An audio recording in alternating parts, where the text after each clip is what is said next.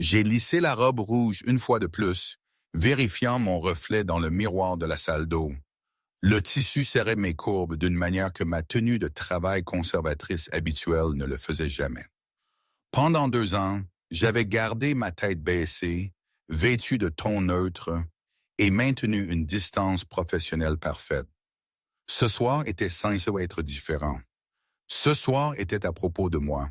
Pas de feuilles de calcul et d'appel-conférence. Mon amie Rachel m'avait arrangé un rendez-vous à l'aveugle. « Tu travailles trop dur, Mia », avait-elle insisté autour d'un verre de vin le week-end dernier. « Quand était la dernière fois que tu es allé à un vrai rendez-vous? » Je ne pouvais pas m'en souvenir. Les 2 dernières années, chez Castellano Enterprises, avaient consommé ma vie. Chaque heure éveillée semblait tourner autour des horaires, des réunions et de s'assurer que tout fonctionnait sans accroc pour lui. Dante Castellano, mon patron, l'homme dont les yeux sombres perçants pouvaient faire bégayer des hommes adultes et dont la simple présence commandait chaque pièce où il entrait. J'avais appris à lire ses humeurs comme un barman lit les ivrognes, anticipant les besoins avant qu'il ne les exprime, ayant 3 pas d'avance sur ses exigences. C'était épuisant et exaltant à parts égales. J'ai retouché mon rouge à lèvres, le rouge profond assorti à ma robe.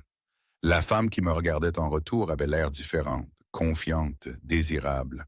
Pas la secrétaire efficace qui vivait en jupe, crayon et talons sensés. Pour une nuit, je voulais être quelqu'un d'autre. Le bureau était presque vide quand je suis sorti. La plupart des employés fuyaient à 5 heures précises le vendredi, impatients de commencer leur week-end. J'étais resté tard pour finir la correspondance de Dante avant mon rendez-vous à 7 heures. Mes talons claquaient sur le sol de marbre, tandis que je marchais vers l'ascenseur. Ma petite pochette glissait sous mon bras. « Tu vas quelque part? » La voix m'arrêta net. Je me suis tourné pour trouver Dante appuyé contre l'encadrement de sa porte de bureau, les bras croisés sur sa poitrine. Il avait enlevé sa veste de costume, les manches de sa chemise blanche retroussées pour révéler des avant-bras que je n'aurais absolument pas dû remarquer. Sa cravate pendait lâche autour de son cou, le bouton supérieur de sa chemise défait.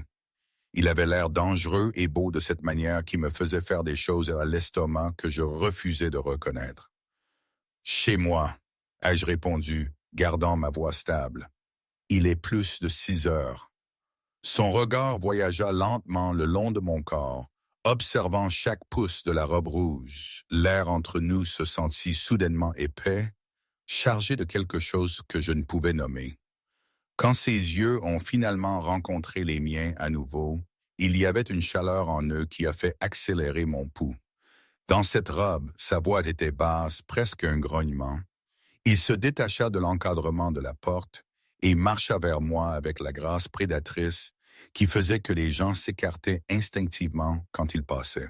« Qui vas-tu embrasser après le travail dans cette robe? » La question me frappa comme une gifle.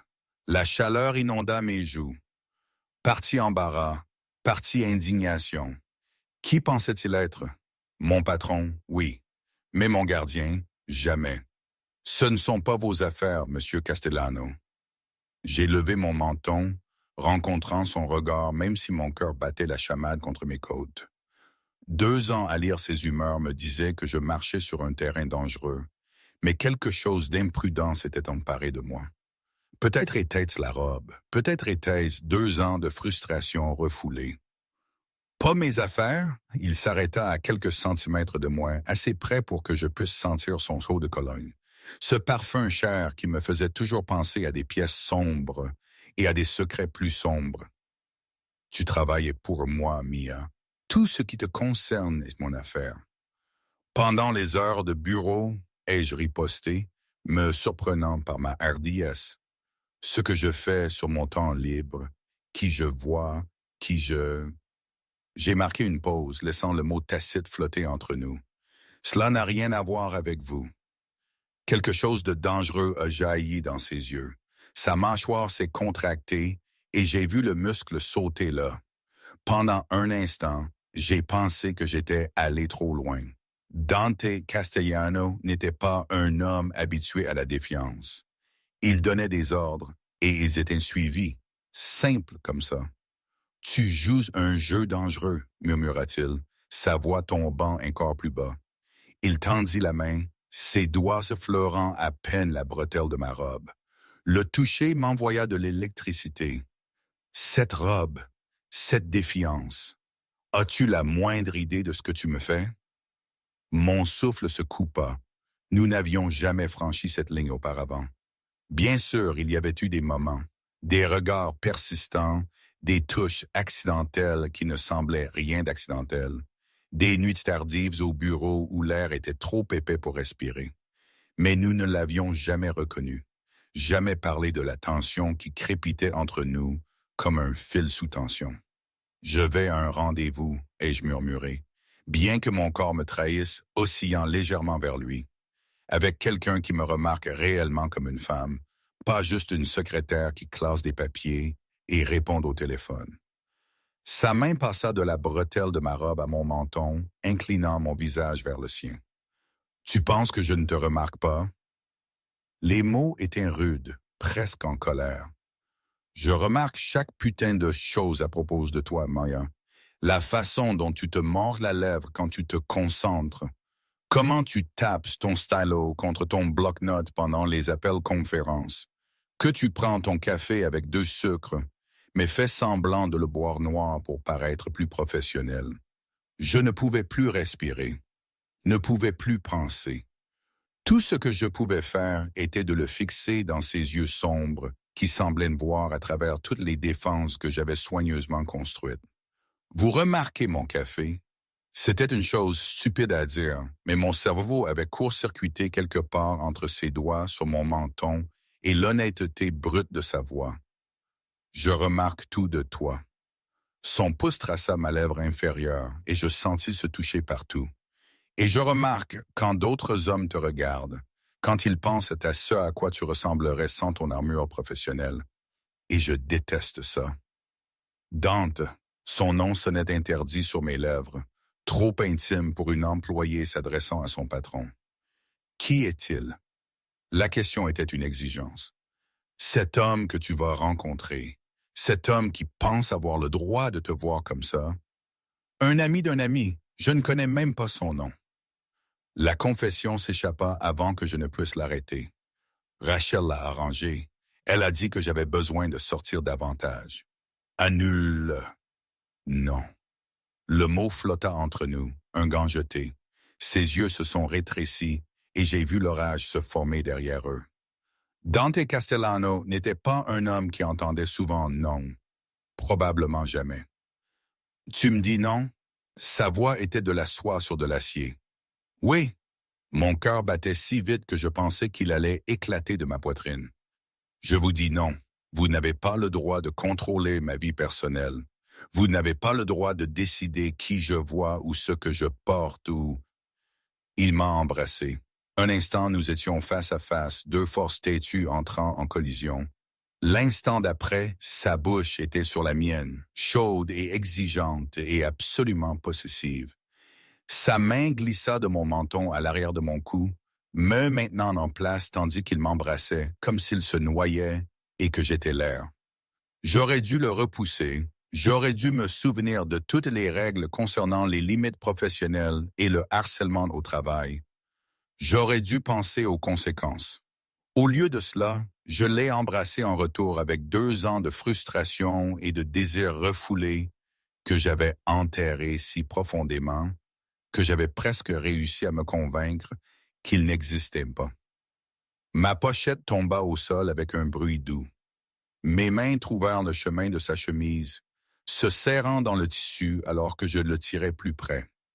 Il fit un son grave dans sa gorge, quelque chose entre un gémissement et un grognement, et me plaqua contre le mur à côté de la porte de son bureau. Le marbre était frais contre mon dos, un contraste saisissant avec la chaleur de son corps pressé contre le mien. Le baiser changea, devint plus profond, plus exigeant. Sa langue traça la couture de mes lèvres et je m'ouvris à lui, le laissai entrer, le rencontrai coup pour coup. C'était de la folie, Une folie complète et absolue. Mais je ne pouvais pas m'arrêter, ne voulais pas m'arrêter. Ses mains glissèrent le long de mes flancs, apprenant les courbes que la robe rouge révélait. Lorsque ses doigts trouvèrent l'ourlet, commencèrent à glisser le long de ma cuisse, la réalité me frappa de plein fouet. « Attendez !» Je brisai le baiser, pressant mes paumes contre sa poitrine. « Dante, attendez !» Il s'immobilisa immédiatement, sa respiration rauque. Nous nous sommes regardés, tous les deux essayant de comprendre ce qui venait de se passer. Ses lèvres étaient légèrement gonflées par notre baiser. Ses cheveux, habituellement parfaitement coiffés, étaient ébouriffés là où mes doigts les avaient parcourus. « C'est fou, » ai-je murmuré. « Vous êtes mon patron. Je travaille pour vous, cela ne peut pas. Nous ne pouvons pas. » Tu as raison. Il recula, mettant une distance entre nous qui semblait à la fois nécessaire et insupportable. Il passa une main dans ses cheveux, un geste de frustration que j'avais vu d'innombrables fois, mais jamais dirigé vers une situation comme celle-ci. Tu as absolument raison. Je me suis baissé pour récupérer ma pochette, profitant de ce moment pour essayer de calmer mon cœur battant la chamade. Quand je me suis redressé, il me regardait avec une intensité qui me fit frissonner. Je devrais y aller, ai-je dit, bien que bouger me semblait impossible. Mes jambes tremblaient. Mon rendez-vous. À ce propos, il sortit son téléphone, ses mouvements précis et contrôlés. L'homme d'affaires était de retour, l'homme qui venait de m'embrasser jusqu'à l'inconscience, enfermé derrière un masque de distance professionnelle. Quel est son numéro? Quoi? Pourquoi? Donne-moi son numéro, Mia. Ce n'était pas une demande. Absolument pas. J'ai serré mon sac plus fort. Vous ne pouvez pas simplement... Dante, c'est insensé. Vous ne pouvez pas interférer avec mon rendez-vous parce que nous nous sommes embrassés. Un baiser ne vous donne pas le droit de... Ce n'était pas juste un baiser. Ses yeux rencontrèrent les miens et la chaleur en eux me fit fléchir les genoux. Et nous savons tous les deux que ce ne sera pas le dernier. Avant que je ne puisse répondre, son téléphone sonna. Il jeta un coup d'œil à l'écran et toute son attitude changea. La chaleur disparut, remplacée par un calcul froid. Je dois prendre ça. Attends ici. Je pars. Attends ici. Les mots étaient d'acier. Il répondit à l'appel et entra dans son bureau, fermant la porte derrière lui. Je me suis tenu dans le couloir vide, mon rouge à lèvres maculé, ma robe froissée, mon esprit tourbillonnant. Qu'est-ce qui venait de se passer? Plus important encore, qu'allais-je faire à ce sujet? Mon téléphone vibra. Un message de Rachel. Ton rendez-vous a annulé. A dit que quelque chose était arrivé. Désolé, chérie. Envie de faire une soirée filles à la place? Mon sang se glaça. Je fixai la porte fermée de Dante. Il n'aurait pas pu. Il n'aurait pas pu. La porte s'ouvrit et il en sortit, son visage illisible. Ton rendez-vous a annulé. Vous l'avez fait annuler. Je ne l'ai pas formulé comme une question. Oui. La confirmation aurait dû me rendre furieuse. Au lieu de cela, un mélange confus d'émotions tourbillonnait en moi. De la colère, oui, mais aussi quelque chose d'autre. Quelque chose qui ressemblait dangereusement à de la satisfaction. Vous n'avez aucun droit. J'ai tous les droits. Il se dirigea à nouveau vers moi. Mais cette fois, il n'y avait pas de chaleur, seulement une froide détermination. Sais-tu ce que je fais, Mia? Comprends-tu vraiment pour qui tu travailles? La question envoya de la glace dans mes veines. Vous dirigez un empire commercial, immobilier, importation, boîte de nuit. Je dirige un empire, il m'interrompit, un qui existe dans l'ombre et opère selon des règles que la loi ne reconnaît pas. Les hommes comme moi ne demandent pas la permission. Nous prenons ce que nous voulons et je te veux. Je suis entré chez Castellano Enterprises le lundi matin avec ma lettre de démission pliée dans mon sac. Le week-end m'avait apporté de la clarté, de la distance, du temps pour réfléchir à ce qui s'était passé le vendredi soir et à ce que cela signifiait. Dante Castellano m'avait embrassé, avait interféré avec ma vie personnelle, avait admis avec désinvolture à être impliqué dans des activités qui existaient dans l'ombre. Tout indiquait une seule solution, partir. Rachel avait passé le samedi soir à essayer de me convaincre du contraire. Alors il est intense et possessif. Est-ce vraiment une raison de quitter un travail qui paye 2 fois plus que n'importe où ailleurs? Il est dangereux, avais-je rétorqué, en versant un autre verre de vin. Il a annulé mon rendez-vous, Rachel, a passé un coup de téléphone et ma soirée a été déraillée. Parce qu'il te veut. Est-ce si terrible? Ça aurait dû l'être. Ça aurait dû me faire fuir. Au lieu de cela, j'avais passé le dimanche à regarder mon plafond, me souvenant de la sensation de sa bouche sur la mienne, la façon dont ses mains avaient glissé le long de ma cuisse, le besoin brut dans sa voix quand il avait dit « Je remarque tout de toi ». Les portes de l'ascenseur s'ouvrirent à l'étage des cadres. Mes talons claquaient sur le marbre familier tandis que je marchais vers mon bureau. Tout semblait pareil. L'art moderne sur les murs. Les canapés en cuir dans la zone d'attente. La vue de la ville à travers les fenêtres du sol au plafond. Mais tout avait changé. « Bonjour, Mia ». La voix de Dante venait de son bureau. Pas une question. Une convocation. J'ai pris une inspiration, redressé ma colonne vertébrale et suis entré par sa porte. Il se tenait près des fenêtres, les mains dans les poches, regardant la ville en contrebas. Le soleil du matin le rétro-éclairait, rendant impossible de voir son expression. « J'ai besoin de vous parler », ai-je commencé, fouillant dans mon sac pour la lettre. « Je vous promets. » Il se tourna et je vis enfin son visage. Tout à faire. Comme si le vendredi n'avait jamais existé. Mon poste d'assistante personnelle vient de s'ouvrir. Vous commencez aujourd'hui. J'ai cligné des yeux. Quoi? 80 000 par an, forfait avantages sociaux, bureau attenant au mien. Vous gérerez mon emploi du temps privé, pas seulement celui de l'entreprise. Il se dirigea vers son bureau, prit un dossier. Ceci est votre nouveau contrat, signez-le. Je suis venu ici pour démissionner. Je sais. Il posa le dossier et marcha vers moi. À chaque pas, mon rythme cardiaque augmentait. Tu ne démissionnes pas, Mia. Vous ne pouvez pas m'arrêter. Je peux te donner une raison de rester. Il s'arrêta à quelques centimètres de moi, assez près pour que je sente ce parfum familier. Travaille directement pour moi. Vois tout ce que je fais, toutes les affaires, toutes les décisions. Fini de te demander ce qui se passe derrière des portes closes. C'était de la manipulation. Je le reconnus pour ce que c'était, mais il y avait aussi de la vérité dans son offre. Pendant 2 ans, j'avais été curieuse de savoir ce que Dante faisait vraiment. Des réunions qui n'étaient sur aucun calendrier, des appels téléphoniques qu'il prenait en italien ou en russe, des hommes en costume cher qui allaient et venaient par son ascenseur privé. « Pourquoi me laisseriez-vous voir cela ?» ai-je demandé. « Si ce que vous faites est si dangereux, pourquoi me rapprocher ?»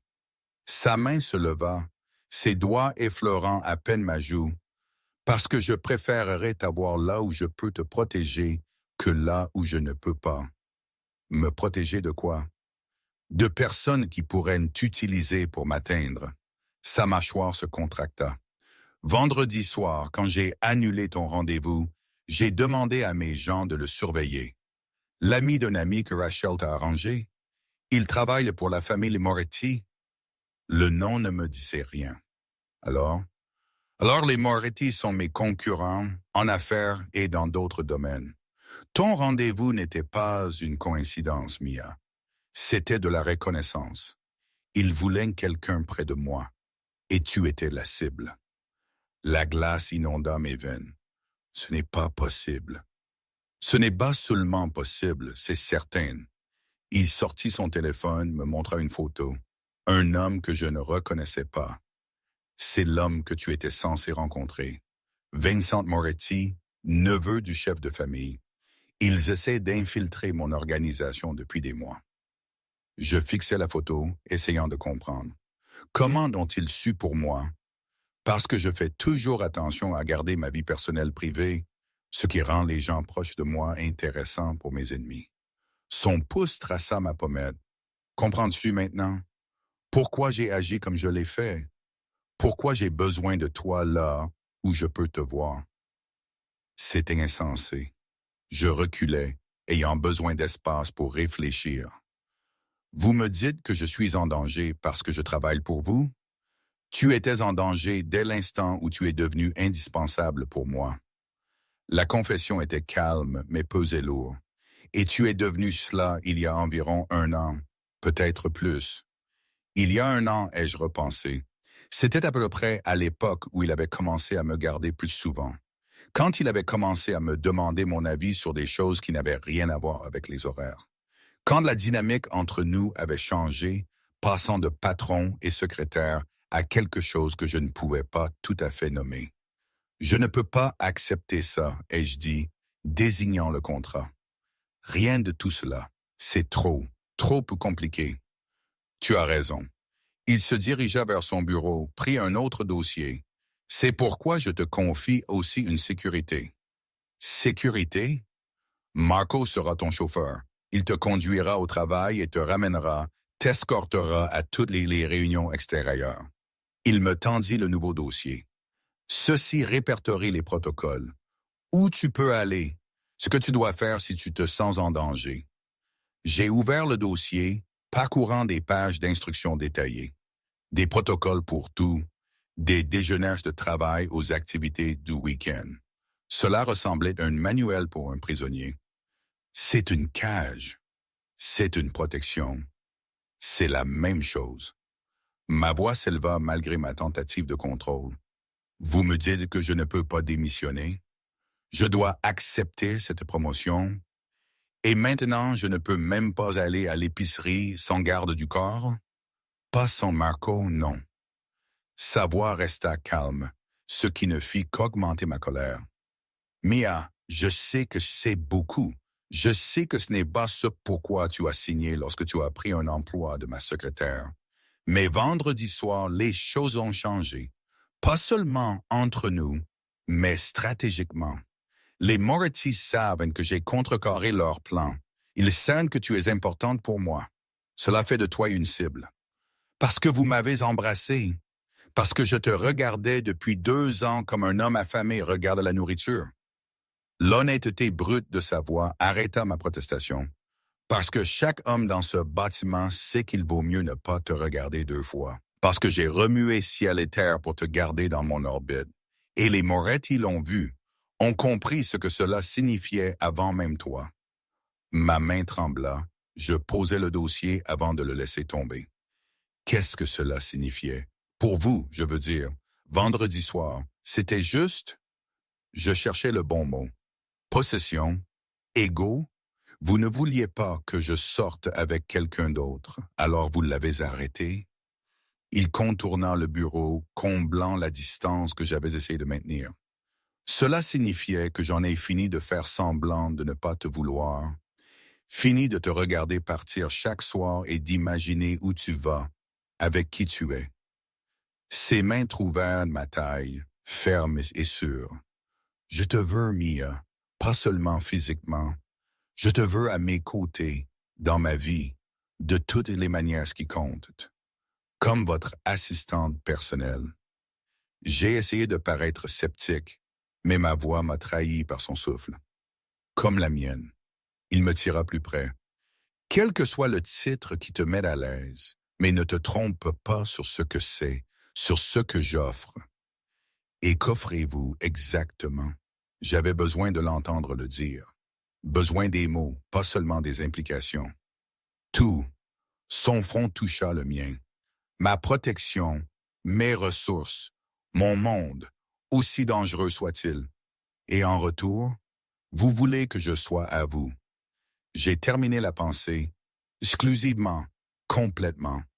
Oui, le mot unique aurait dû me terrifier. Au lieu de cela, une chaleur s'accumula bas dans mon estomac. Peut-être étais-je folle. Peut-être 2 ans de proximité avec Dante Castellano avaient-ils déformé mon sens du normal. Mais là, sentant ses mains sur moi, voyant le désir nu dans ses yeux, je ne pouvais pas me souvenir pourquoi j'avais voulu partir. Le contrat, ai-je dit, pour le poste d'assistante, Y a-t-il une clause sur les relations personnelles? Il y a une clause qui dit que tu es à moi, et quiconque te touche me répondra. Ses lèvres se courbèrent en quelque chose qui n'était pas tout à fait un sourire. C'est assez clair? Pas un langage RH standard. Je n'opère pas selon des règles standards, Mia. Tu le sais maintenant. Je le savais. Je le savais depuis un moment, probablement. Les nuits tardives quand tout le monde rentrait chez soi, mais je restais. La façon dont les autres employés lui laissaient une large place, les réunions qui n'étaient pas sur un emploi du temps officiel, les appels téléphoniques dans des langues que je ne parlais pas. Tout cela indiquait un monde au-delà de l'empire commercial légitime que Castellano Enterprises présentait. Si je signe ce contrat, et je dis avec précaution, si j'accepte cette promotion et la protection et tout ce qui va avec, j'ai besoin de quelque chose en retour. Ses mains se serrèrent sur ma taille. Nomme-le. Honnêteté.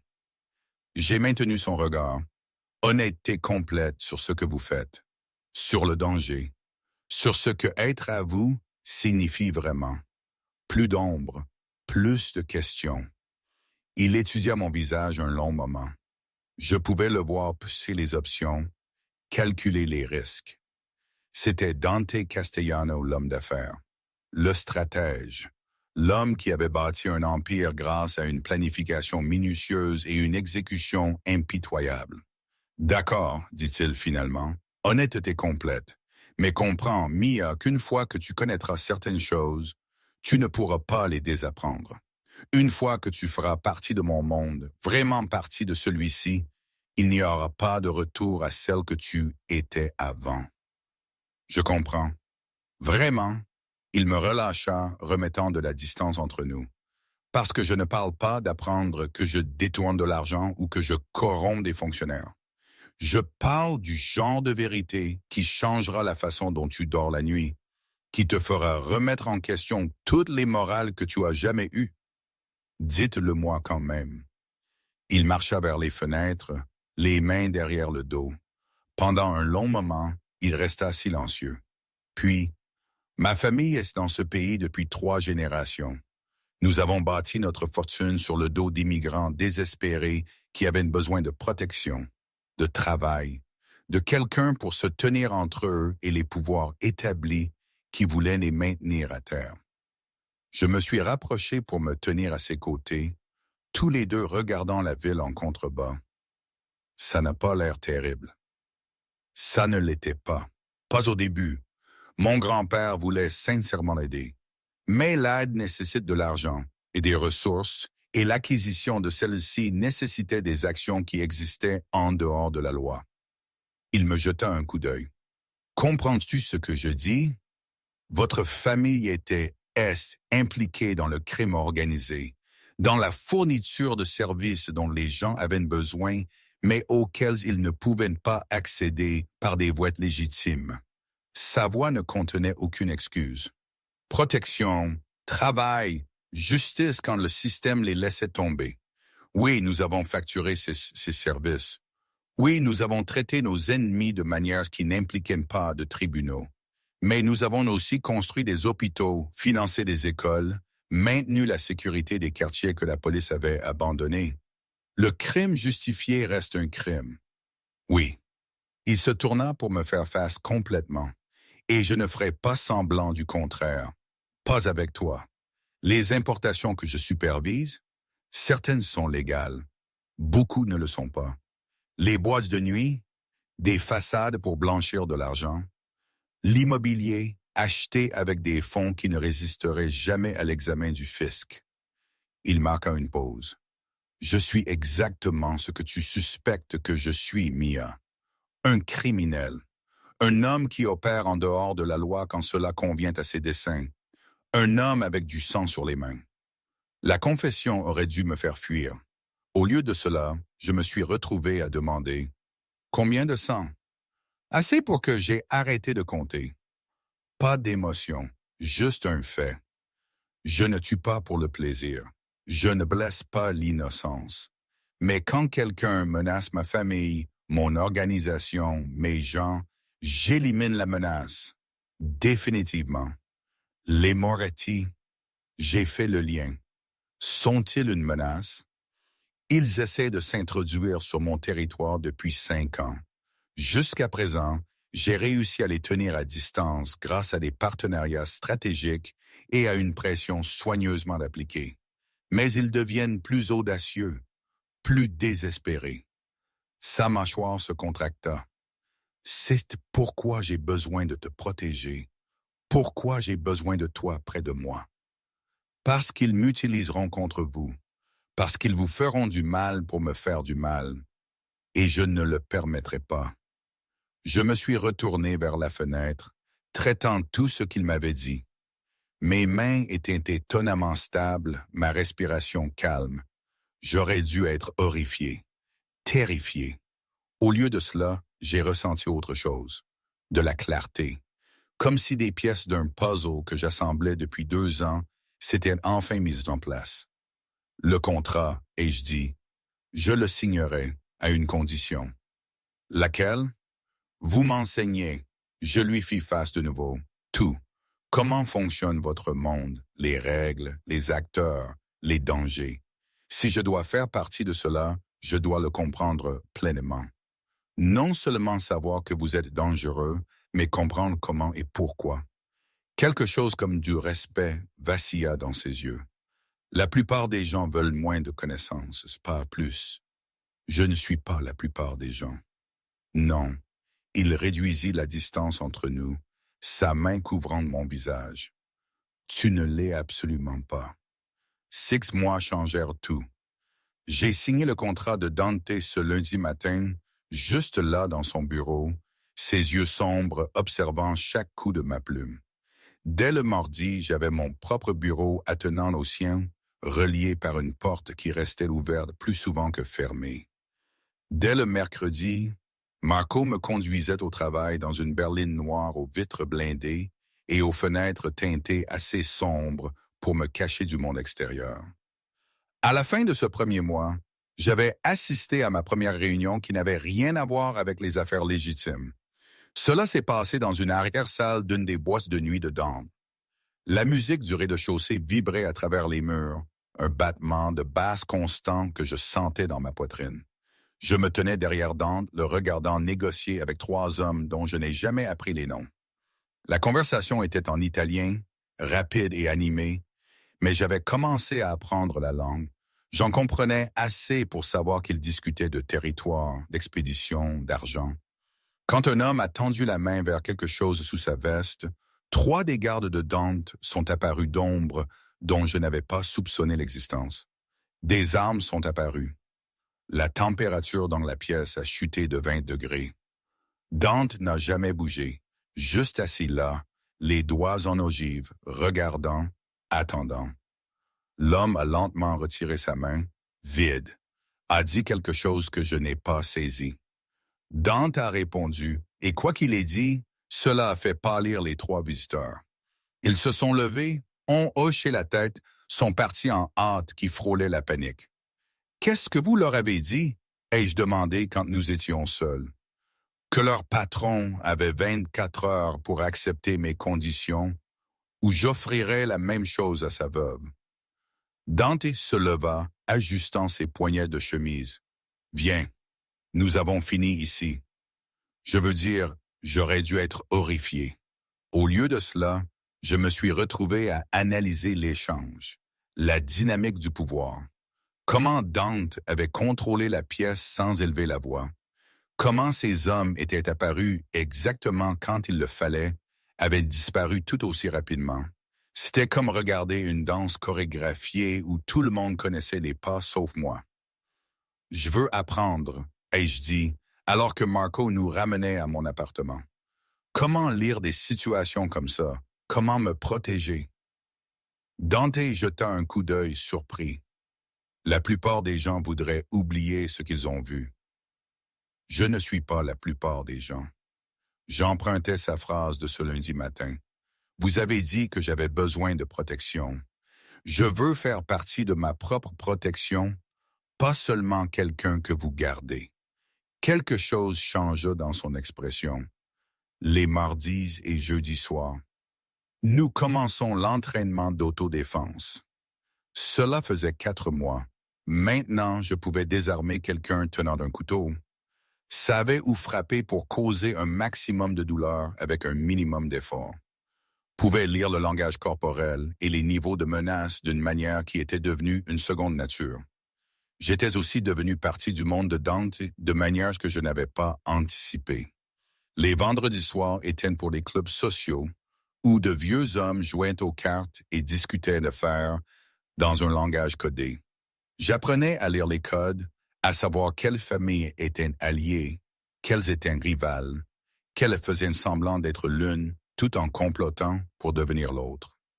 Les dimanches matins étaient pour l'Église, où la mère de Dante assistait toujours à la messe comme la bonne femme catholique qu'elle avait été élevée à être. Elle m'avait accueilli avec des larmes dans les yeux et des baisers sur les 2 joues. Enfin, avait-elle murmuré en italien, enfin, il amène une femme pour me rencontrer. Les déjeuners du lundi étaient avec les partenaires commerciaux légitimes, ceux qui savaient ce que Dante faisait vraiment mais maintenaient une dénégation plausible. J'apprenais à sourire et à hocher la tête, à esquiver les questions avec grâce, à être présente mais invisible de la manière dont les femmes d'hommes puissants avaient appris à l'être pendant des siècles. Les mercredis soirs étaient les nôtres. C'étaient les soirs où Dante renvoyait tout le monde. Quand le penthouse qu'il possédait devenait juste une maison au lieu d'un quartier général. Quand il cuisinait le dîner lui-même, refusant de me laisser aider, insistant pour que je m'asseye au comptoir avec un verre de vin et que je lui raconte ma journée. Quand nous mangions à la table de salle à manger qu'il n'utilisait jamais, parlant de tout et de rien. Quand il me tirait ensuite vers le canapé et nous regardions des films ou lisions des livres ou existions simplement ensemble.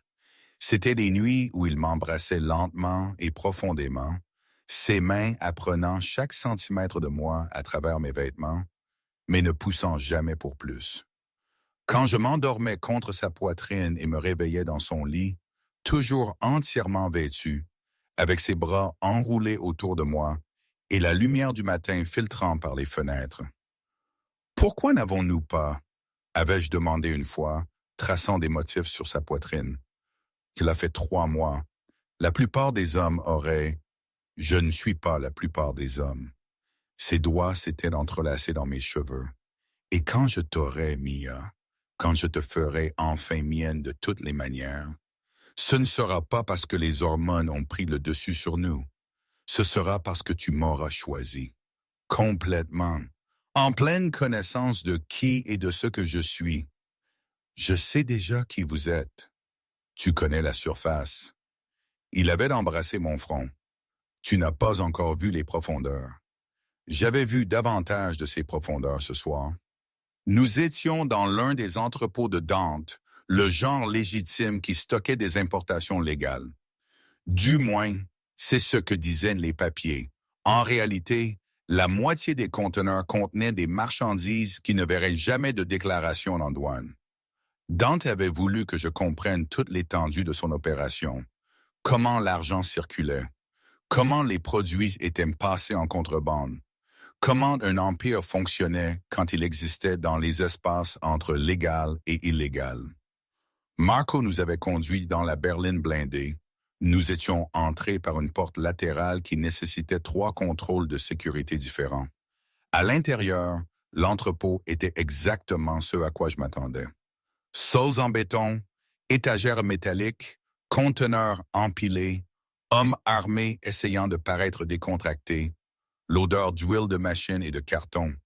Dante m'a guidé à travers l'opération, expliquant chaque étape.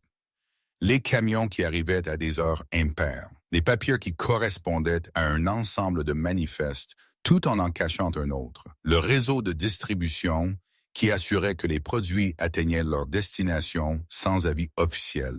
« Des questions ?» demanda-t-il après la visite. J'en avais des centaines. Mais avant que je ne puisse en formuler une, des coups de feu brisèrent le silence. Tout se passa vite.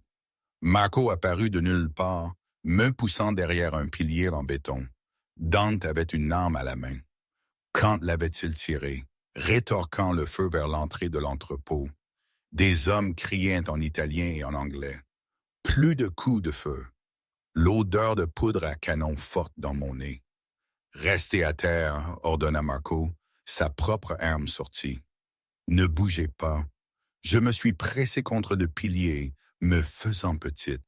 Mon cœur battait la chamade contre mes côtes. C'était réel. C'était le danger dont Dante avait parlé. Le sang sur ses mains, les menaces qui l'éliminaient. À travers les interstices du pilier, je l'ai regardé travailler. Je l'ai regardé se déplacer avec une grâce mortelle, tirant avec une précision qui suggérait un entraînement intensif. J'ai regardé des hommes tomber. J'ai regardé son équipe de sécurité envahir l'entrée, coupant les voies d'évasion. J'ai regardé Dante marcher vers 3 hommes qui avaient laissé tomber leurs armes, les mains levées en signe de reddition.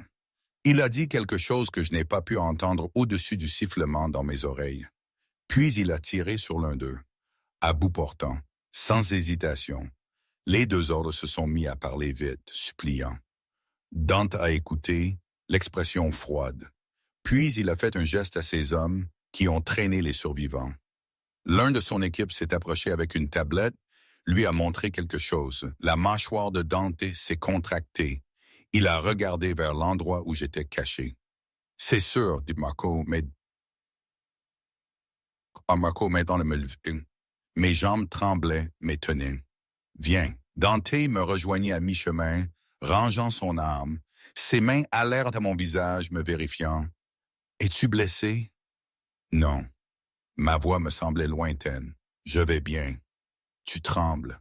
Vous avez tué quelqu'un. Les mots sont sortis platement. Juste tirer sur lui. Il faisait partie de l'équipe qui était censée te tuer. Les mains de Dante se serrèrent sur mon visage. Ils venaient spécifiquement pour toi, Mia. Les Moretti les ont envoyés. Il s'agissait de toi. La maison sûre était à 30 miles de la ville, nichée dans des collines boisées où les voisins étaient mesurés en acres, pas en pieds.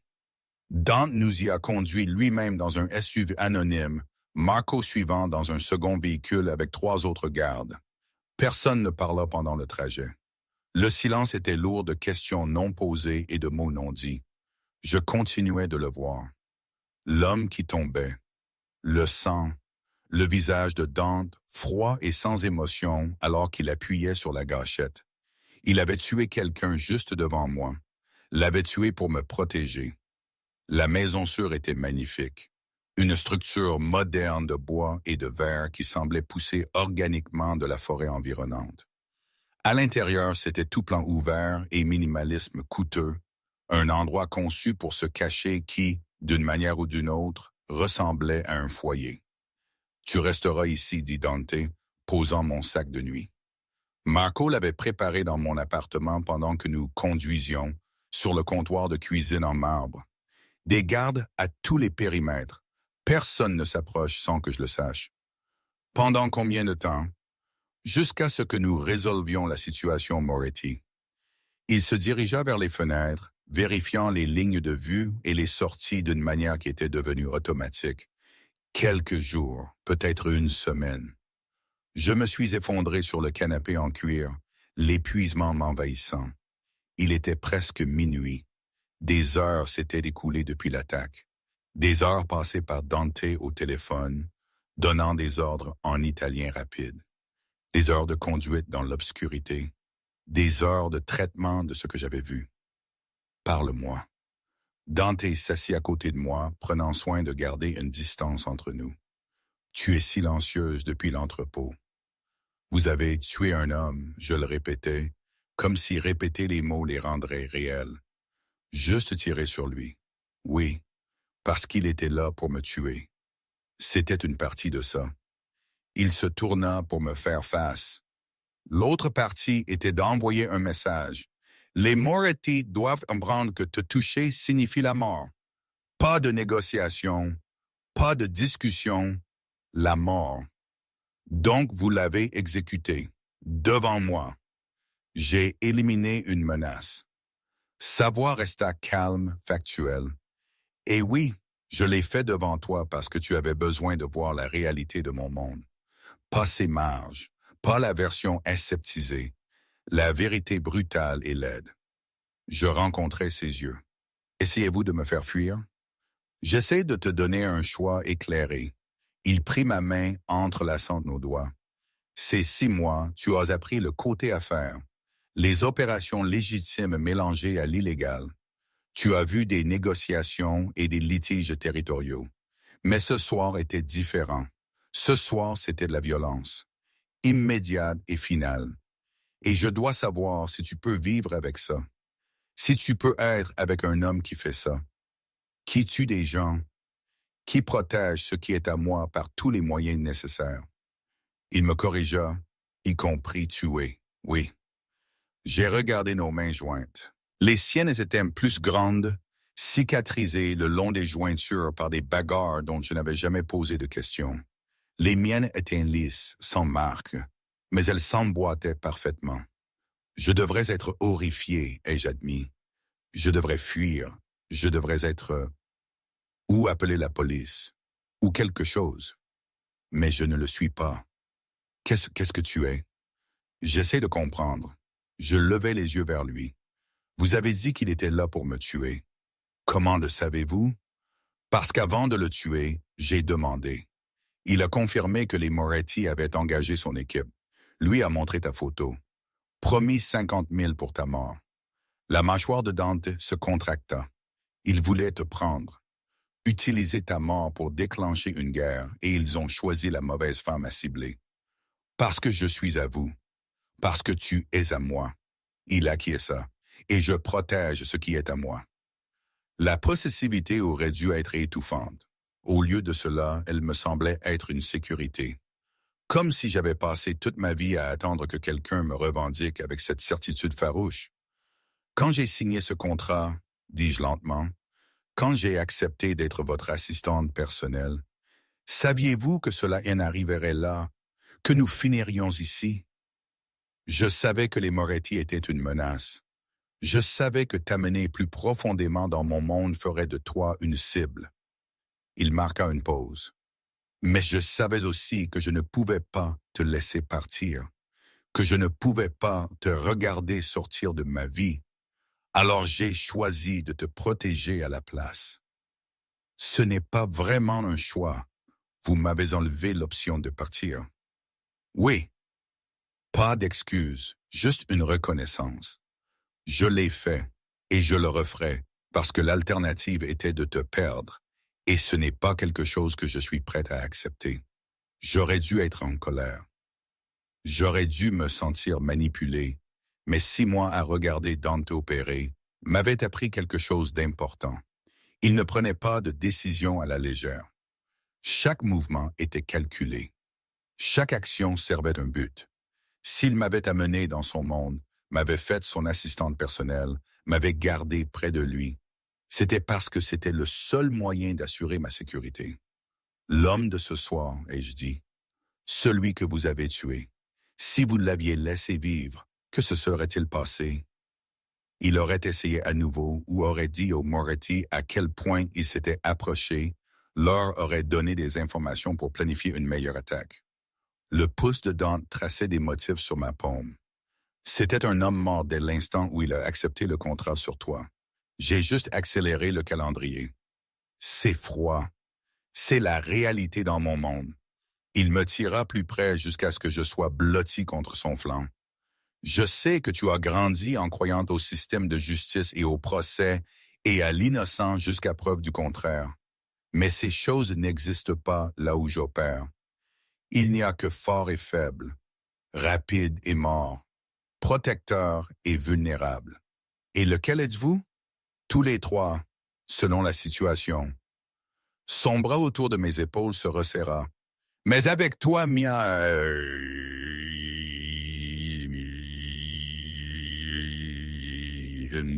Je ne suis toujours que protecteur. Farouchement, violemment protecteur. Nous nous sommes assis en silence pendant un moment. Dehors, les sons de la nuit filtraient à travers le verre. Grillons, vent dans les arbres, le cri lointain d'un hibou. À l'intérieur, Juste le son de notre respiration, le battement régulier du cœur de Dante sous mon oreille, où j'avais appuyé ma tête contre sa poitrine. Je ne pars pas, ai-je dit finalement. Je ne fuis pas et n'appelle pas la police, et ne fais pas semblant de pouvoir revenir à qui j'étais avant vous. Quoi que cela fasse de moi. Complice, compromise, corrompu. Je m'en fiche. Sa main se déplaça vers mes cheveux, ses doigts s'enroulant dans les mèches. Es-tu sûr? Non, l'honnêteté semblait importante. Je suis terrifié du danger, de combien je veux ça, de ce que cela signifie que je choisis un homme qui tue des gens pour me protéger. J'ai penché la tête en arrière pour le regarder, mais je suis sûr de vous, de nous. Quelque chose changea dans son expression. Le contrôle attentif glissa, montrant une émotion brute en dessous. Mia. Je l'ai embrassée avant qu'il ne puisse finir. Je l'ai embrassée avec 6 mois de désir refoulé et 2 heures de clarté alimentée par l'adrénaline. Ce n'était pas une rencontre dans un couloir ou une session sur le canapé du mercredi soir. C'était un choix. Complet, informé et irrévocable. Dante répondit immédiatement, ses bras me tirant sur ses genoux afin que je le chevauche. Le baiser s'approfondit, devint avide et exigeant. Ses mains trouvèrent l'ourlet de ma blouse, glissèrent en dessous pour toucher la peau nue. J'ai haleté contre sa bouche, me cambrant au contact. Nous devrions arrêter, murmura-t-il, même si ses doigts traçaient des motifs sur ma colonne vertébrale. Tu as eu une nuit traumatisante. Tu ne penses pas clairement. Je pense parfaitement clairement. Je me suis reculé juste assez pour rencontrer ses yeux. Je veux ça. Je te veux. Non pas parce que j'ai peur ou que je traite un traumatisme, parce que j'ai passé 6 mois à tomber amoureuse de toi et j'en ai fini de faire semblant que ce n'est que professionnel. 3 ans, c'est le temps qui s'était écoulé depuis l'attaque à l'entrepôt. Depuis que Dante avait tué un homme devant moi et que j'avais choisi de rester. Depuis que j'étais passé d'assistante personnelle à quelque chose qui n'avait pas de titre d'entreprise clair, partenaire peut-être, bien que ce mot ne capture pas la complexité de notre relation. Épouse, en tout sauf sur les papiers légaux. Dante m'avait demandé de l'épouser correctement 6 mois après cette nuit dans la maison sécurisée, me présentant une bague lors d'un dîner privé au penthouse. J'avais dit oui sans hésitation.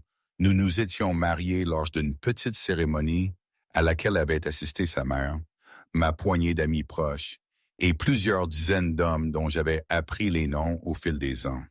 Marco m'avait mené à l'hôtel, car mon père était mort quand j'étais jeune et qu'il n'y avait personne d'autre. Dante avait pleuré quand il avait prononcé ses vœux, cet homme dangereux qui tuait sans remords montrant une vulnérabilité que seul moi voyais. C'était il y a 2 ans et demi. J'avais 28 ans maintenant. Il en avait 35. Et j'étais enceinte de 5 mois de sa fille. La grossesse avait été imprévue, mais pas malvenue. Nous avions parlé d'enfants en termes abstraits, mais nous avions tous deux supposé que c'était dans des années.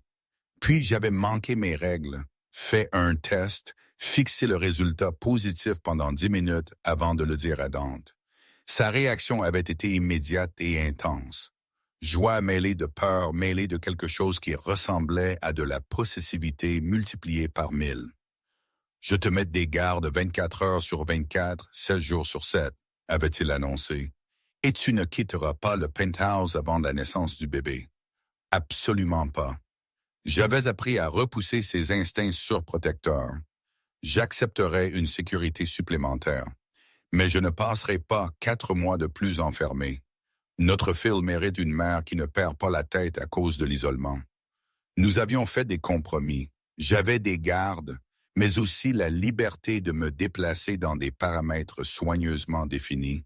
Je travaillais toujours aux côtés de Dante, gérant les aspects légitimes de son empire commercial pendant qu'il s'occupait des ombres. J'assistais toujours aux dîners de famille chez sa mère. J'allais toujours dans les clubs sociaux où les vieux hommes me traitaient comme l'épouse respectable que j'étais devenu à leurs yeux. Mais les choses avaient changé dernièrement. La situation Moretti, supposément résolue il y a 3 ans, s'enflammaient à nouveau. Une nouvelle direction avait pris les rênes de leur famille, plus jeune et plus agressive que la génération précédente. Ils voulaient du territoire contrôlé par Dante, voulaient faire leurs preuves par le conflit plutôt que par la négociation. Le mois dernier, ils avaient attaqué l'une des opérations d'expédition de Dante, tué 2 gardes, volé des marchandises d'une valeur d'un demi-million. C'était un défi direct, un que Danton ne pouvait ignorer sans paraître faible. C'est pourquoi j'étais actuellement assise dans une salle de conférence dans l'un des immeubles de bureaux légitimes de Dante, enceinte de 6 mois et écoutant des hommes discuter de guerre. Ils poussent à la confrontation, disait Antonio, l'un des plus anciens conseillers de Dante. Chaque semaine, une autre provocation, un autre test de frontière. Ils veulent du sang. Alors nous leur donnons du sang. La voix de Marco était dure. Au cours des 3 années depuis qu'il était devenu mon garde personnel, nous avions développé une relation quasi fraternelle. Il était protecteur envers moi d'une manière qui dépassait le devoir professionnel. Frappez-les 2 fois plus fort et déclencher une guerre qui attirera l'attention fédérale dont nous n'avons pas besoin. Les doigts de Dante tambouraient sur la table, un signe rare d'agitation. Non, nous devons être plus intelligents que cela. Avec respect, chef, être intelligent semble être une faiblesse. C'était Giovanni, un jeune capitaine qui avait rapidement gravi les échelons. Les Moretti comptent sur vous pour jouer la sécurité. Ils pensent que vous êtes devenu mou. Mou? La voix de Dante tomba à ce calme dangereux qui faisait reculer les personnes intelligentes. Parce que je ne déclenche pas immédiatement une guerre qui pourrait faire tuer mes gens, parce que vous avez une femme et un bébé qui arrivent? Giovanni ne recula pas, ce qui était soit courageux, soit stupide. Tout le monde sait que vous avez changé depuis que vous avez épousé Mia. Plus prudent, plus soucieux des dommages collatéraux. Giovanni.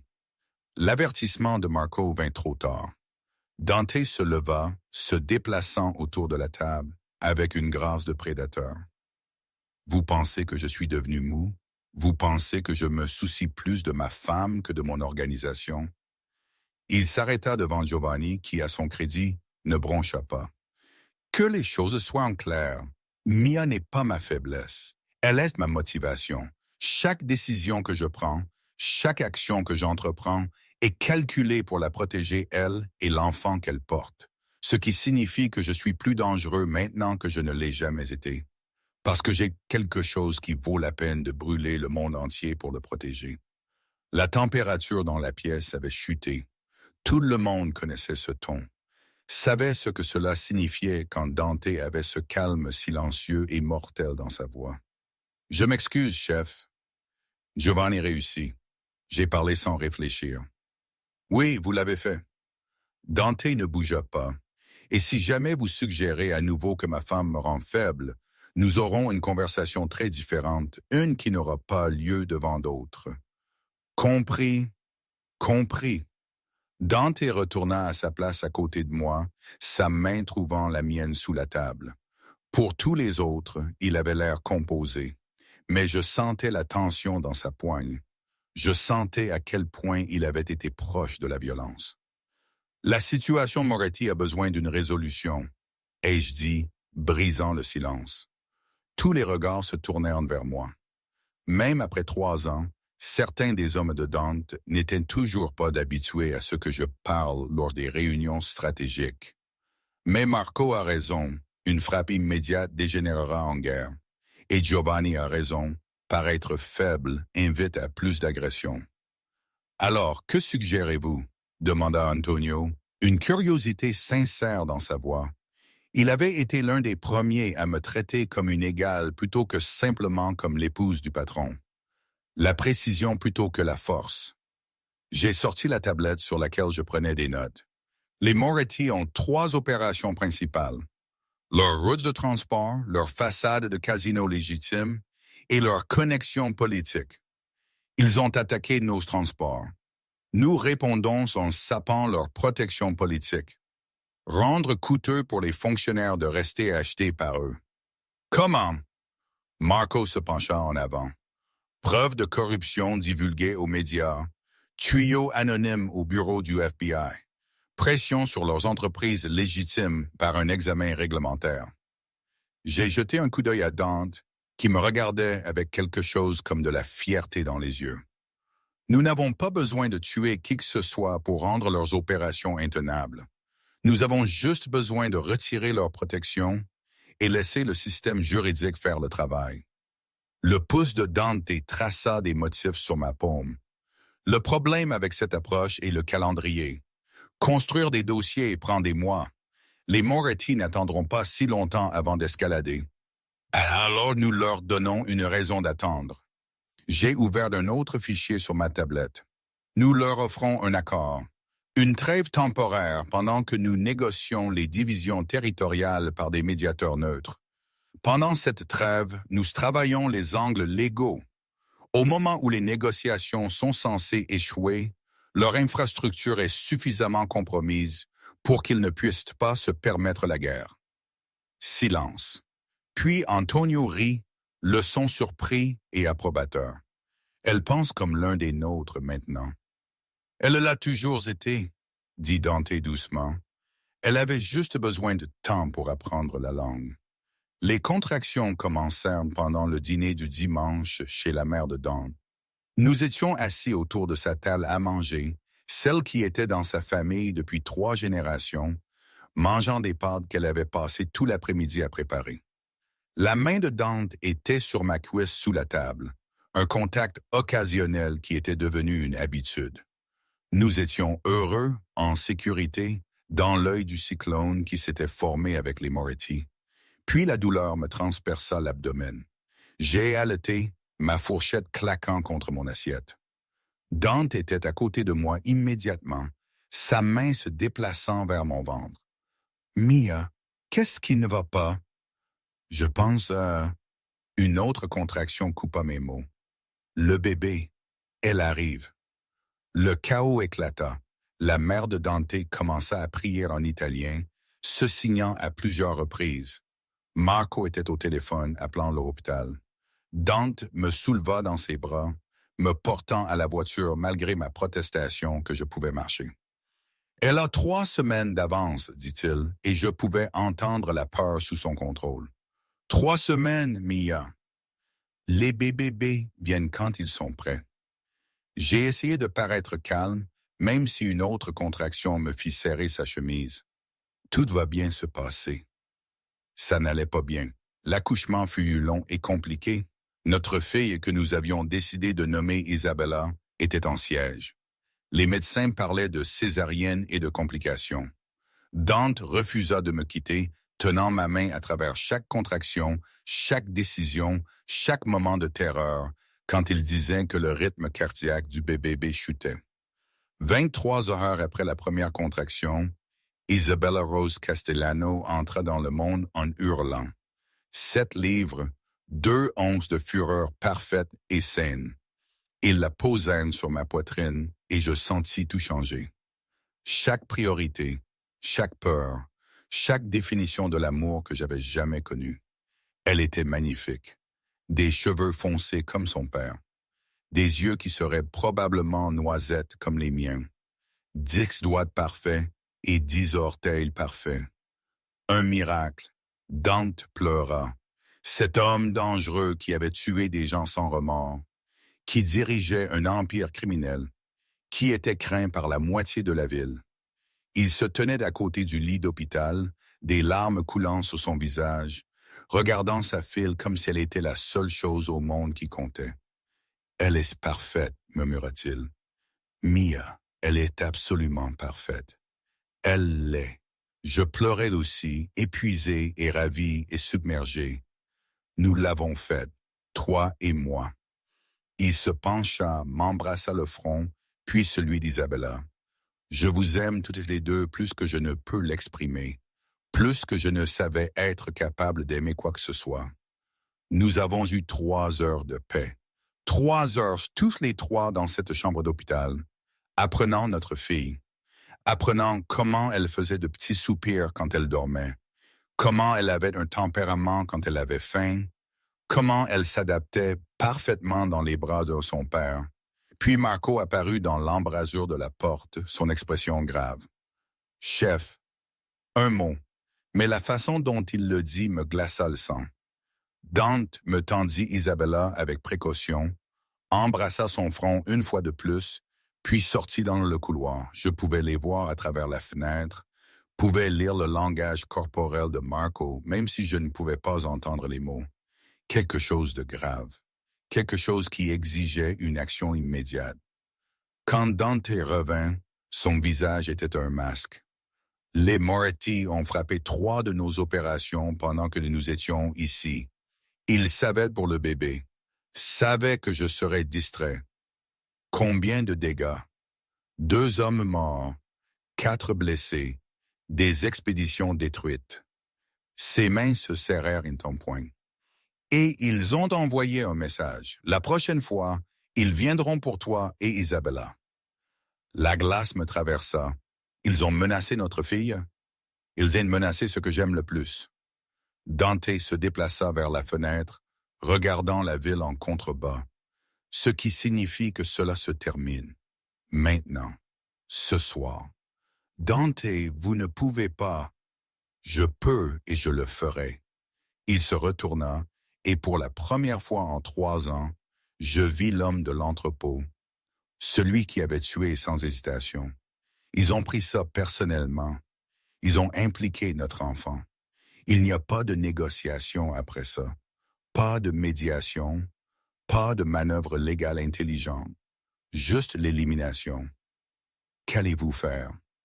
Ce que j'aurais dû faire il y a des mois. Il sortit son téléphone, envoya une série rapide de textes. Les anéantir, complètement, toute l'opération Moretti, tous ceux qui étaient impliqués dans la menace contre ma famille. Ce n'est pas une bataille, c'est une guerre. Oui, il vint au chevet, encadra mon visage de ses mains. Et je brûlerai cette ville si c'est ce qu'il faut pour vous garder toutes les 2 en sécurité. Me comprenez-vous? Rien ne compte sauf vous protéger, toi et notre fille. Rien. Je serrai Isabella plus fort, sentant son minuscule battement de cœur contre ma poitrine. Alors faites ce que vous avez à faire, mais revenez vers nous. Nous avons besoin de vous. Quelque chose changea dans son expression. Il m'embrassa lentement, profondément et désespérément. Puis il embrassa le front d'Isabella avec une infinie douceur. Je reviendrai, je le promets. Il partit. Marco resta, se postant devant la porte de la chambre d'hôpital. Des gardes supplémentaires apparurent en quelques minutes, sécurisant l'étage. Je m'assis dans ce lit d'hôpital, tenant notre fille nouveau-née, et j'attendis. La guerre dura 3 jours. J'ai eu des nouvelles par Marco. Les forces de Dante ont frappé toutes les opérations Moretti simultanément. Les chantiers navals, les restaurants, les façades de casinos. Les connexions politiques ont été exposées par des fuites médiatiques soigneusement chronométrées. Des preuves de corruption sont apparues dans les boîtes de réception du FBI. La machine juridique que Dante et moi avions discutée dans cette salle de conférence des mois auparavant s'est mise en marche avec une efficacité brutale. Mais ce n'était pas seulement des manœuvres juridiques. La 3e nuit, Dante rencontra personnellement la direction des Moretti, la vieille garde qui avait autorisé la menace contre Isabella. Je n'ai pas demandé ce qui s'était passé lors de cette réunion, ne voulais pas connaître les détails. Mais quand Dante revint à l'hôpital le 4e jour, il y avait du sang sur ses poignets qui n'était pas tout à fait parti au lavage. « C'est fini », dit-il, s'enfonçant dans la chaise à côté de mon lit. « Complètement fini. L'organisation Moretti est liquidée. Les quelques survivants s'enfuient et chaque famille de la ville sait ce qui arrive quand quelqu'un menace mes enfants. » Enfants, ai-je répété. Pluriel? Je pars du principe que nous en aurons d'autres. Il esquissa un sourire fatigué. Si tu veux encore de moi après ça, après tout ce que j'ai fait. Je le regardais, mon mari, père de mon enfant, un homme qui venait de faire la guerre pour nous protéger, qui avait tué, qui avait brûlé toute une organisation criminelle, qui était assis là avec l'épuisement dans chaque ligne de son corps, me demandant si je le voulais toujours. Je te voudrais toujours, ai-je dit simplement, pour le meilleur et pour le pire. Tu te souviens? Il avait fait des vœux. Il tendit la main vers Isabella et je la lui plaçai dans les bras. Il la tint avec la même infinie tendresse que toujours, comme si elle était faite de verre. Elle bâilla, s'étira, se blottit contre sa poitrine comme si elle savait qu'elle était en sécurité. « Les choses vont changer, dit-il doucement. Je me retire. » Retirer de quoi? De la vie, des ombres, des opérations illégales. Il leva les yeux vers moi. Je ne peux plus faire ça. Je ne peux pas risquer qu'Isabella grandisse en perdant son père à cause d'une balle ou d'une peine de prison. Je ne peux pas risquer que tu passes ta vie à regarder par-dessus ton épaule. Dante, vous ne pouvez pas simplement vous éloigner de... Je peux et je le ferai. Sa voix contenait une détermination que j'avais déjà entendue, mais jamais dirigée vers cela. J'ai déjà commencé le processus. Déplacer l'argent, légaliser les opérations, brûler les ponts avec les gens qui n'accepteront pas mon départ. Dans 6 mois, Castellano Enterprises sera exactement ce qu'elle prétend être. Un empire commercial légitime, rien de plus. Ça ne va pas être facile. Rien qui vaille la peine de l'être ne l'est. Il embrassa la tête d'Isabella. Mais elle en vaut la peine. Vous en valez toutes les deux la peine. 3 ans plus tard, il avait tenu cette promesse.